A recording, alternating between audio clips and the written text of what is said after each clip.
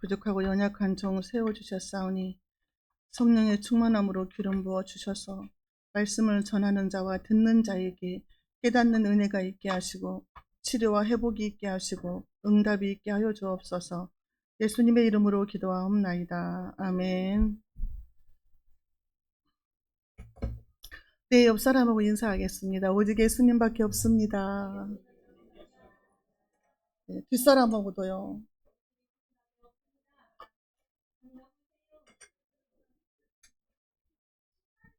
할렐루야. 네, 오늘은 열왕기상 11장인데요. 솔로몬의 죽음이에요. 우리가 그동안에 솔로몬에 대해서 이제 많이 은혜를 받았는데, 솔로몬이 왕이 되고 나서 하나님 앞에 일천번제를 드렸잖아요. 그래서 하나님께서 그 기도가 지혜를 구하는 기도, 듣는 귀를 달라고 기도했잖아요. 그래서 하나님이 지혜와 또 부귀 영화를 주셨어요. 그래서 솔로몬의 지혜를 들으려고 주변에 있는 많은 나라 사람들이 와서 막 보물을 들고 와가지고 솔로몬에게 지혜를 듣고자 했다 그랬잖아요. 그리고 막 조공을 바쳤어요. 그러니까 나라가 엄청나게 부강하게 됐고 큰 권세를 가지게 됐다 그 말이죠. 근데 3장 1절에 보면은 솔로몬이 바로의 딸을 아내로 맞았어요. 근데 오늘 11장에 보면은 지난주에 했던 11장 1절에 보면은 바로가 솔로몬이 바로의 딸을 비롯해서 여러 이방 여자를 사랑했다 그렇게 나오거든요. 근데 그 여자가 무려 몇 명이냐? 1000명이다 그랬어요. 그 1000명을 사랑했다는 것은 마음을 뺏겠다는 거거든요. 사랑하고 결혼하잖아요. 그러면은 마음을 서로 주고받고 하잖아요. 뺏기는 거잖아요.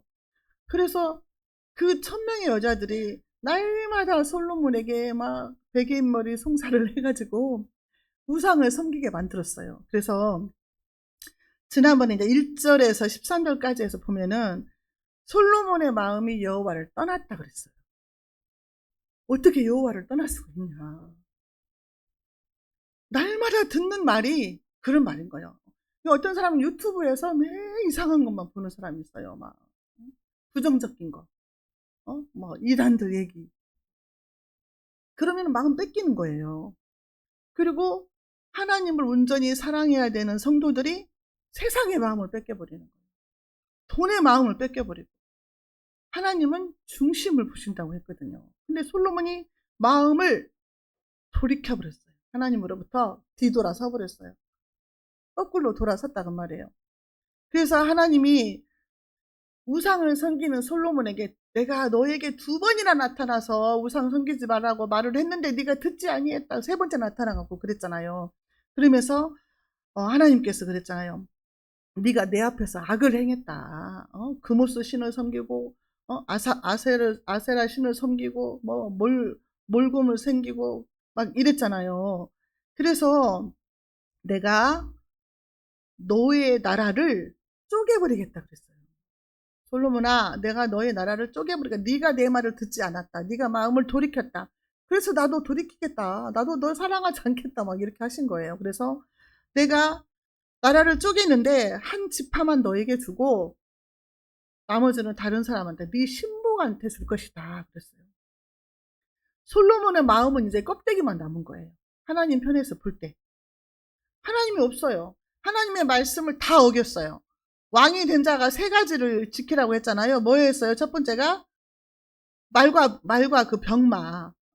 병마를 많이 두지 말고, 그 다음에 아내를 많이 두지 말고, 금은 부하를 많이 두지 말라고 했는데 3가지 다 어겼잖아요. 솔로몬이. 하나님의 말씀은 그의 마음에 없는 거예요. 그래서 하나님을 떠났어요. 3번째 하나님이 나타났을 때 솔로몬이 어떻게 했어야 돼요? 엎드렸어야 돼요. 하나님 잘못했어요. 회개했어야 돼요. 근데 없어요, 회개가. 오늘 이제 14절 말씀부터는요, 하나님이 그 작정하신 것을 실행하는 단계가 들어간 거예요. 그냥 하나님이 계속 경고를 할 때에 바로 깨닫고 엎드리지 않으면 하나님이 일을 행하신단 말이에요. 징계를 행하신다는 거예요. 그래서 솔로몬 때문에 이스라엘에는 우상 숭배가 아주 만연해져서 막 그 산당도 막 다 지어줬잖아요. 후궁들한테, 왕비들한테.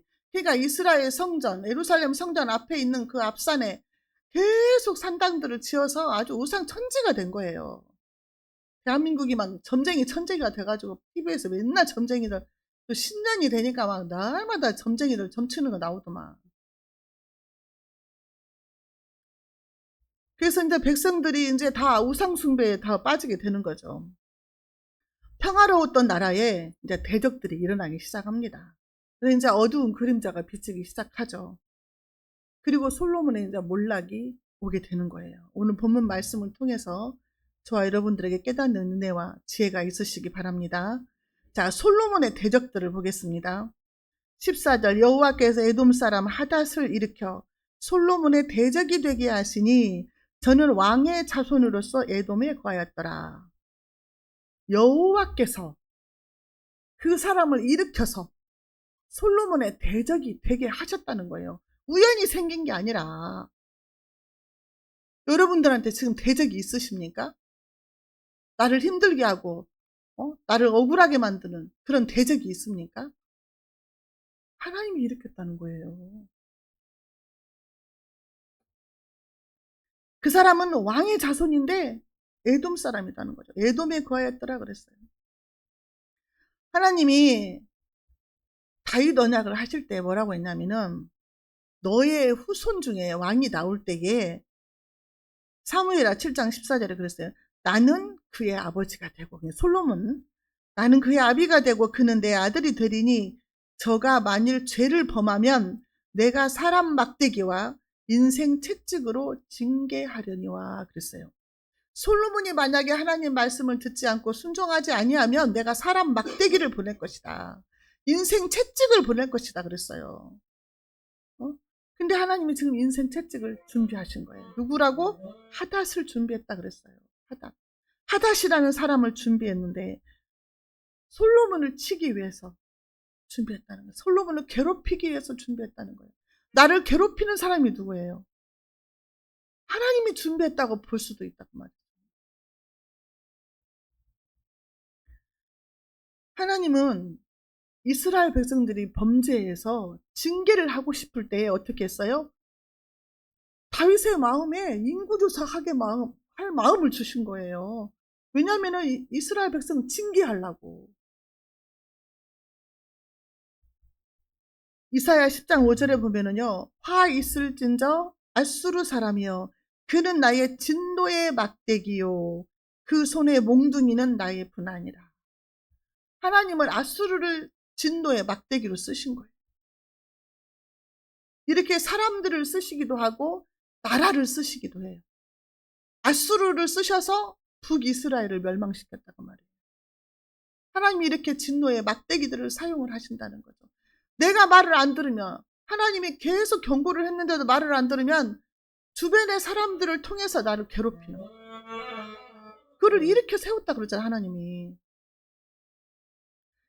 하닷을 통해서 솔로몬을 대적하게 하셨는데 이 사람은 에돔 사람이다 그랬어요. 에돔은 뭐예요? 에서의 별명이에요. 에서. 야곱과 에서 쌍둥이잖아요. 원래는 이스라엘과 형제간이잖아요. 북한하고 우리나라 같은 그런 형제간인데 이 에돔 사람의 하닷이라는 사람이 있는데 이 사람이 솔로몬을 대적하게 됐다. 그러니까 하닷의 입장에서는 독립운동가라고 할 수 있지만 솔로몬의 입장에서는 하나님의 징계죠. 자, 어떻게 해서 이런 일이 벌어지느냐? 16절 볼게요. 자, 요압이 누굽니까? 요압은 다윗의 군대 장관이잖아요. 요압은 에돔의 남자를 다 없이 하기까지 이스라엘 무리와 함께 6달을 그곳에 유하였더라 그랬어요.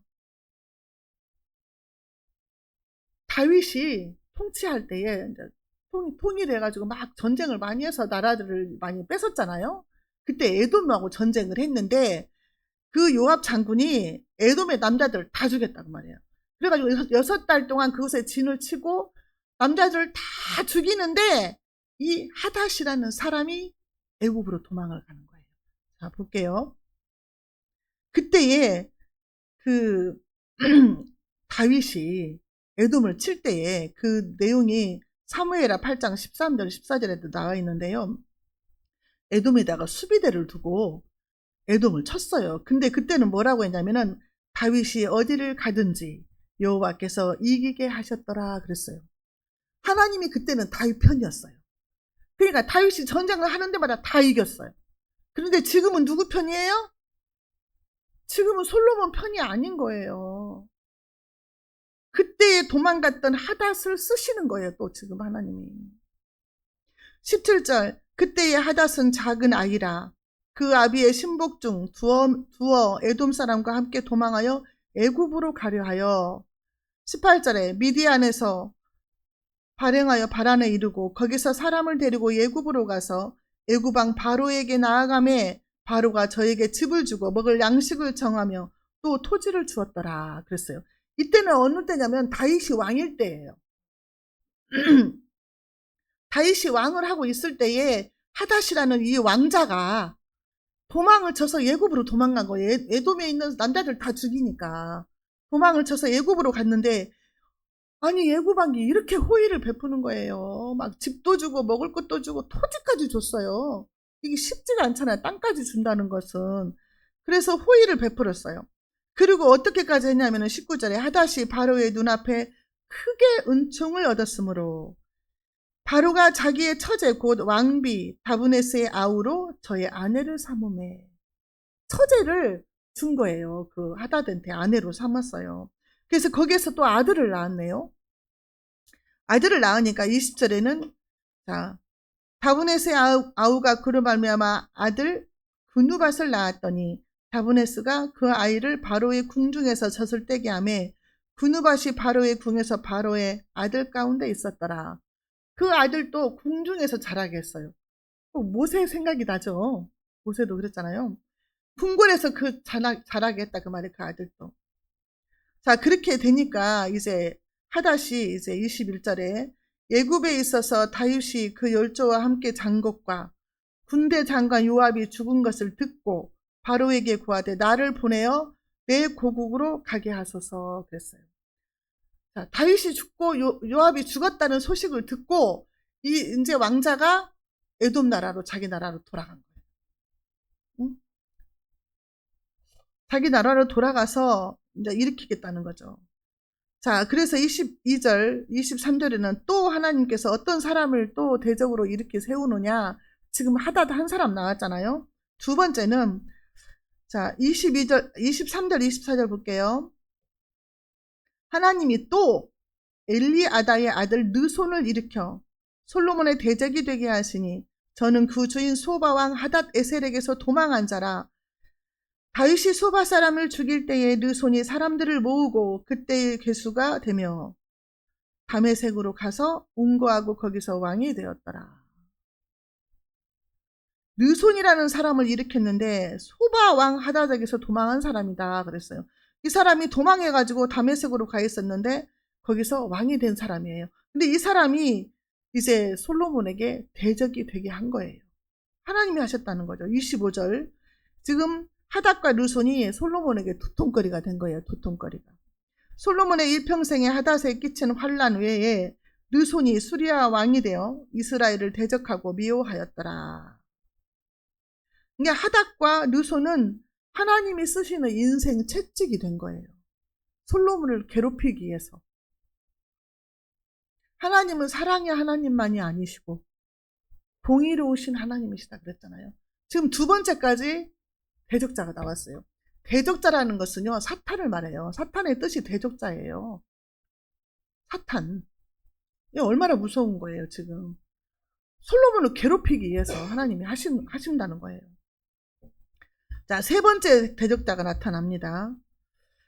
자, 26절 보겠습니다. 솔로몬의 신복 느밧의 아들 여로보암이 또한 손을 들어 왕을 대적하였으니 저는 에브라임 족속인 스레다 사람이요 그 어미의 이름은 수르아니 과부더라.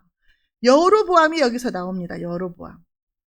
자, 여로보암은 에브라임 족속이에요. 여호수아도 에브라임 지파인데, 자, 이 여로보암이 솔로몬을 왜 대적을 했을까?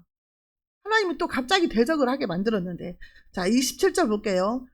저가 손을 들어 왕을 대적하는 까닭은 이러하니라.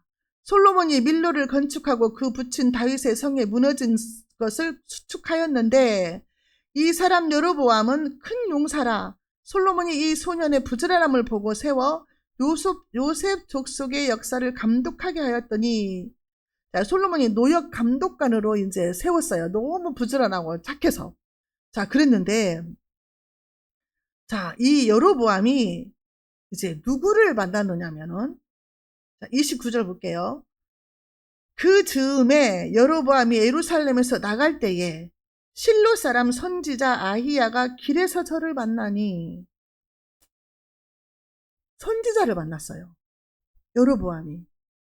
아히야라는 선지자를 만났는데, 자, 이 선지자가 30절, 31절 어떻게 했는가 볼게요. 아히야가 그 입은 새 옷을 잡아 12조각에 찢고 여로보암에게 이르되 너는 10조각을 취하라. 이스라엘 하나님 여호와의 말씀이 내가 이 나라를 솔로몬의 손에서 찢어 빼앗아 10지파를 내게 주고. 이 아히야 선지자를 만났는데 갑자기 자기가 새 옷을 입었는데 옷을 다 찢은 거예요. 찢어가지고 이것을 12조각을 만들었어요. 12조각은 이스라엘 12지파를 상징해요. 12지파를 상징한다는 것은 이스라엘 땅이 12지파로 지금 나눠져 있잖아요. 가나안 땅 분배할 때에. 그거를 12조각으로 만들어서 네가 10조각을 취하라 그랬어요. 10조각을. 그러면 2조각이 남았잖아요. 자, 10조각을 취하라고 하면서 10지파를 내게 하나님이 주셨다.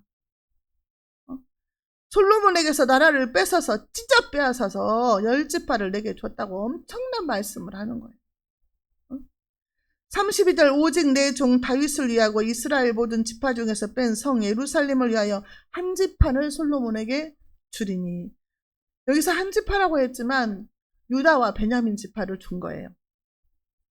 솔로몬에게는 한 지파를 주고 너에게는 10지파를 주겠다. 이게 무슨 뜬금없는 소리예요. 여로보암이 갑자기 길을 가다가 노동 감독관인데 선지자를 만났는데 선지자가 갑자기 나라의 왕이 되겠다고 하는 거예요. 이거 엄청난 사건이잖아요. 얼마나 흥분을 했겠어요. 그거 혼자 참았을까요? 말을 했겠죠. 누군가에게. 부인한테도 말을 했을 것이고 가까운 사람들한테 말을 했겠죠. 솔로몬의 귀에 들어갔겠죠. 이 말이. 자, 이유는 뭐냐? 33절. 이는 저희가 나를 버리고, 이 솔로몬을 말하는 거죠. 이는 저희가 나를 버리고 하나님을 버리고 시돈 사람의 여신 아스다롯과 모압의 신 그모스와 암몬 자손의 신 밀곰을 숭배하며 그 아비 다윗의 행함 같지 아니하여 내 길로 행치 아니하며 나 보기에 정직한 일과 나의 법도와 나의 율례를 행치 아니함입니다. 우리가 하나님의 말씀을 행하지 않고 듣고 지켜 행하지 아니하면 하나님이 우리를 깨닫게 하기 위해서 인생 채찍을 예비할 수도 있단 말이에요. 그래서 그렇다. 이유가 그거예요. 솔로몬이 우상 섬기고 나를 버렸다. 그래서 나도 그를 버린다 이거예요. 하나님은 그냥 네가 먼저 버리니까 나도 버린다. 하나님은 절대 먼저 버리지 않거든요. 34절 35절 볼게요. 그러나 내가 뺀 내 종 다윗이 내 명령과 내 법도를 지켰으므로 내가 저를 위하여 솔로몬의 생전에는 온 나라를 그 손에서 빼앗지 아니하고 주관하게 하려니와 내가 그 아들의 손에서 나라를 빼앗아 그 10지파를 내게 줄 것이요. 솔로몬이 살아있는 동안에는 너에게 주지 않겠다. 솔로몬이 죽고 나면 그 자식 때에 가가지고 나라를 쪼갤 것이다. 이렇게 말을 한 거예요. 여로보암한테. 37절 내가 너를 취하리니 너는 물은 내 마음에 원하는 대로 다스려 나 이스라엘 위에 왕이 되되 그랬어요. 네가 원하는 대로 나라를 다스려라. 내가 10지파를 너에게 줄 것이다. 그런데 하나님이 여로보암한테도 조건부 축복을 주십니다. 조건부. 조건이 붙어요. 항상 하나님은 일을 시킬 때. 38절 볼게요. 네가 만일 내가 명한 모든 일에 순종하고 내 길로 행하며 내 눈에 합당한 일을 하며 내 종 다윗의 행함같이 내 율례와 명령을 지키면 내가 너와 함께 있어 내가 다윗을 위하여 세운 것 같이 너를 위하여 견고한 집을 세우고 이스라엘을 내게 주리라 그랬어요. 내 말에 순종하고 내가 원하는 길로 가고 내가 원하는 일을 해라. 합당한 일을 해라. 내 마음에 들게. 그렇지 않으면 안 돼. 너도 솔로몬처럼 된다. 그 말이에요. 경고예요. 이게 조건부예요. 네가 이렇게 하면 다윗에게 준 복을 너에게도 주겠다. 이랬거든요. 이름이 여로보암이에요. 솔로몬의 아들은 르호보암인데 헷갈려요. 여로보암이 이제 신하, 솔로몬의 신하예요. 자, 그 다음에 이제 세 번째, 이제 그 여로보암까지 대적자가 나왔어요. 첫 번째 누구였어요? 하닷. 두 번째는 르손. 세 번째는 여로보암. 이제 솔로몬이 이 소리를 들으니까 어떻게 했어요? 가만히 있겠어요? 자, 솔로몬이 이제 39절 한번 읽어보고 제가 할게요. 내가 이로 인하여 다윗의 자손을 괴롭게 할 터이나 영원히 하지는 아니하리라 하셨느니라 한지라. 다윗의 자손을 괴롭게 할 목적이에요, 하나님께서. 자, 그 다음에 40절. 이러므로 이제 그 아이야 선지자를 만나서 10조각을 받은므로 솔로몬이 여로보암을 죽이려 하매 여로보암이 일어나 애굽으로 도망하여 애굽왕 시삭에게 이르러 솔로몬의 죽기까지 애굽에 있으니라. 솔로몬이 죽을 때까지 이제 애굽에서 기다린 거예요. 열주파 준다고 하나님이 했으니까. 걔가 얼마나 또 그 소문을 뻗들이면서 자기가 왕이다고 막 이제 했겠어요. 그러니까 이제 대적했다고 나오잖아요. 분명히 성경에는 어떻게 대적했는지는 안 나오는데 여로보암이 솔로몬을 대적했다고 나와요. 반기를 들었겠죠.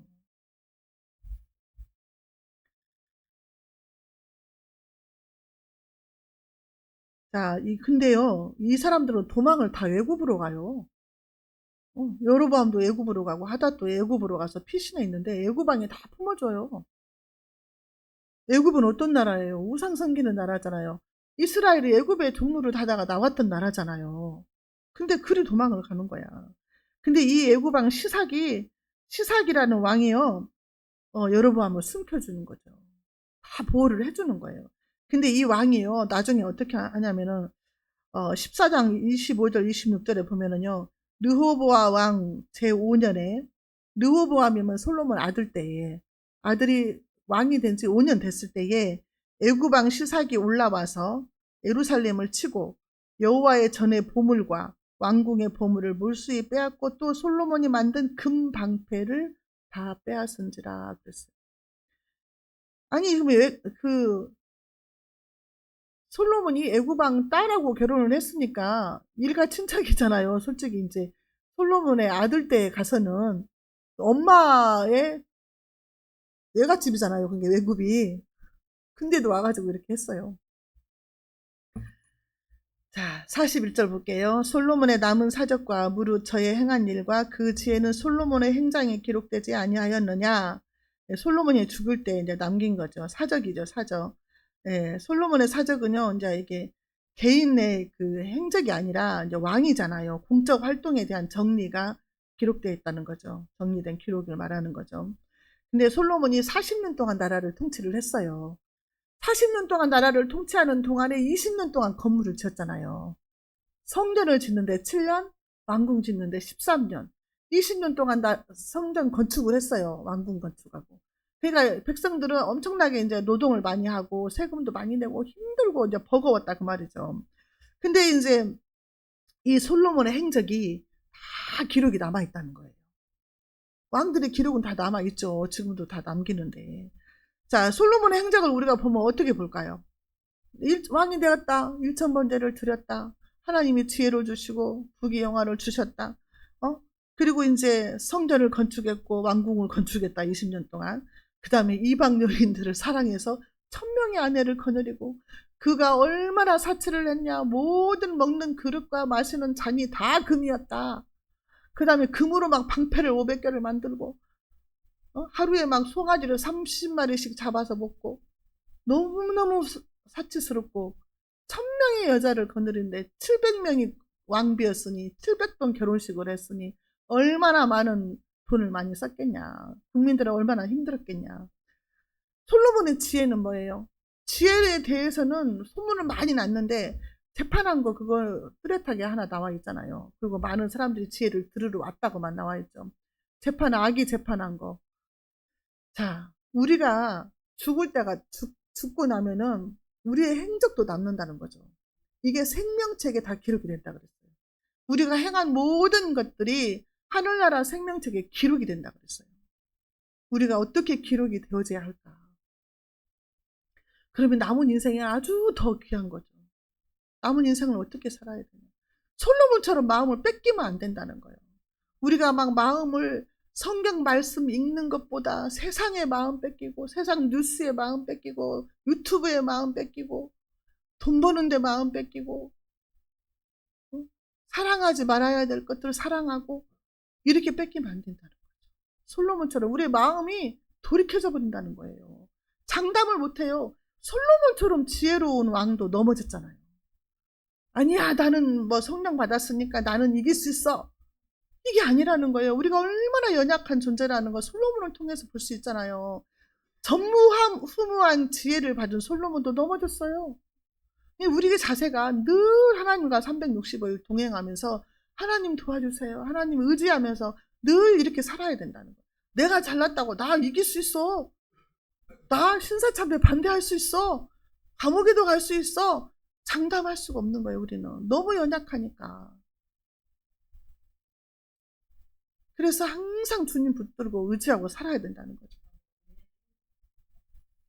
43절, 솔로몬이 그 열조와 함께 잠에 죽었어요. 그 붙인 다윗의 성에 장사되고 그 아들 르호보암이 대신하여 왕이 되니라.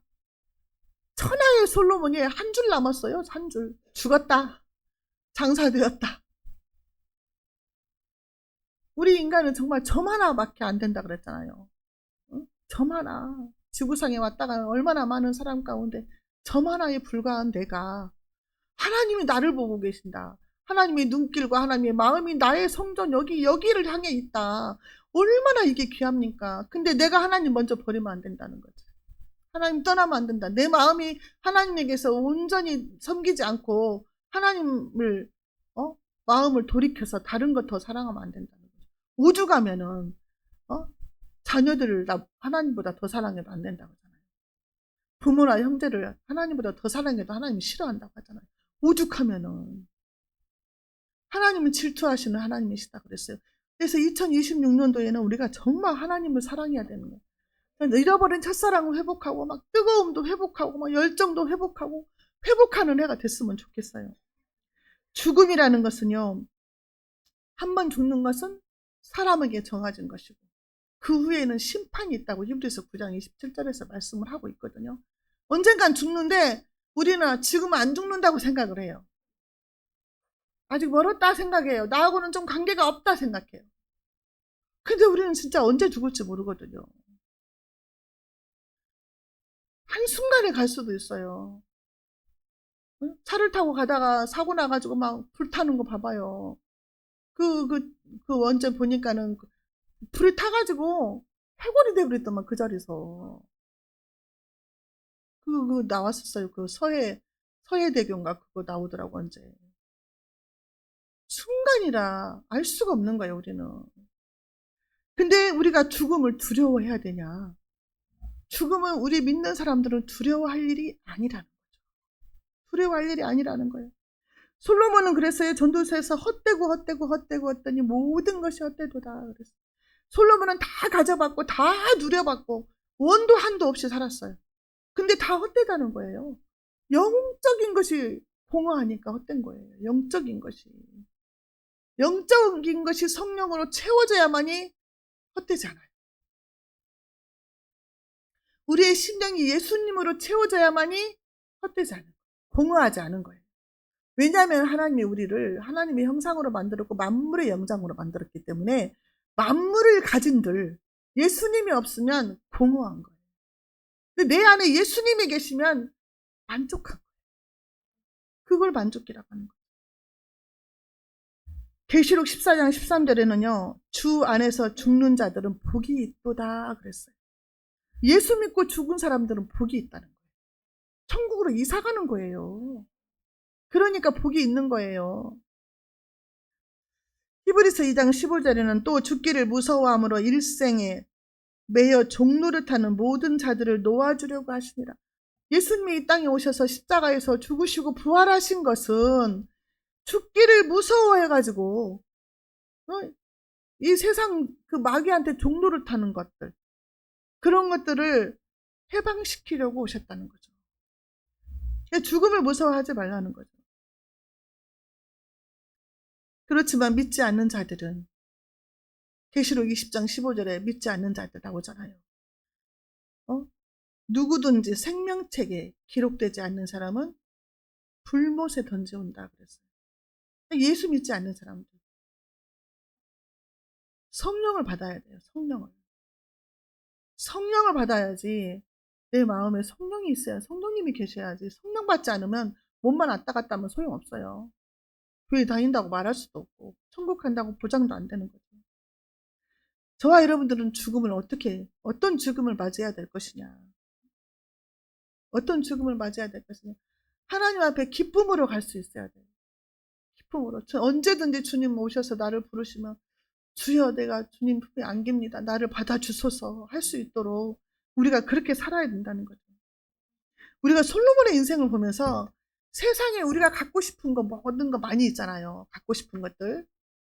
예수 믿고 나면은 이제 갖고 싶은 것들이 없어요. 별로. 명품도 다 소용없고 다 하나도 갖고 싶은 게 없어요. 그런데 이제 세상에 속해 있을 때는 명품도 좋아 보이고 막 다 좋아 보이잖아요. 막 금 같은 거 막 황금 덩어리 막 선전 많이 나오더만 그런 거 보면은 예수 믿지 않았다면 욕심도 나고 갖고도 싶을 텐데 갖고 싶지 않잖아요.